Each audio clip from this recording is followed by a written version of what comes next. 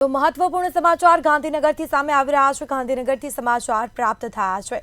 ગાંધીનગરના 8 કોર્પોરેશનના મેયરોની ચૂંટણી માટેનું રોસ્ટર જાહેર કરવામાં આવ્યું છે। ગુજરાત સરકાર પ્રસિદ્ધ જાહેરનામું કર્યું છે। ગુજરાત સરકાર દ્વારા જાહેરનામું પ્રસિદ્ધ કરવામાં આવ્યું છે। અમદાવાદમાં પહેલા 2.5 વર્ષ ઓબીસી વર્ગમાંથી મેયર બનશે।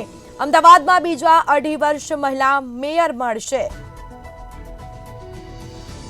તો જામનગરમાં મહિલા અને સામાન્ય વર્ગમાંથી મેયર બનશે। આ જાહેરનામું બહાર પાડવામાં આવ્યું છે, જેમાં ભાવનગરમાં પણ મહિલા અને સામાન્ય વર્ગમાંથી મેયર બનશે।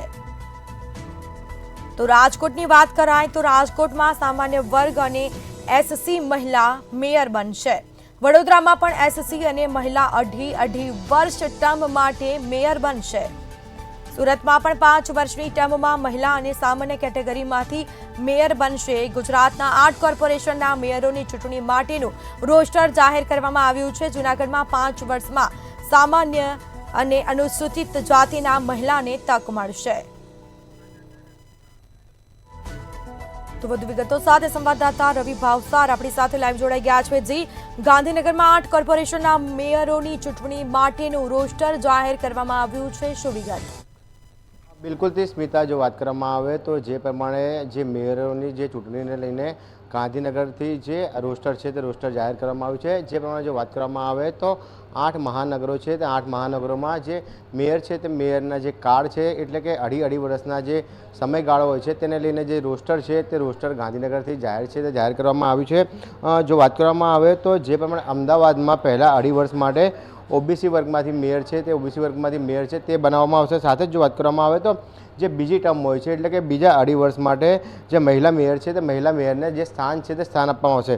તેવી જ રીતે જો વાત કરવામાં આવે તો જામનગરમાં પ્રથમ મહિલા અને ત્યારબાદ સામાન્ય વર્ગમાંથી મેયર છે તે મેયરની નિયુક્તિ છે તે કરવામાં આવશે। સાથે જ જો વાત કરવામાં આવે તો ભાવનગરમાં પણ તે જ પ્રકારનું જે રોસ્ટર છે તે રોસ્ટર જાહેર કરવામાં આવ્યું છે।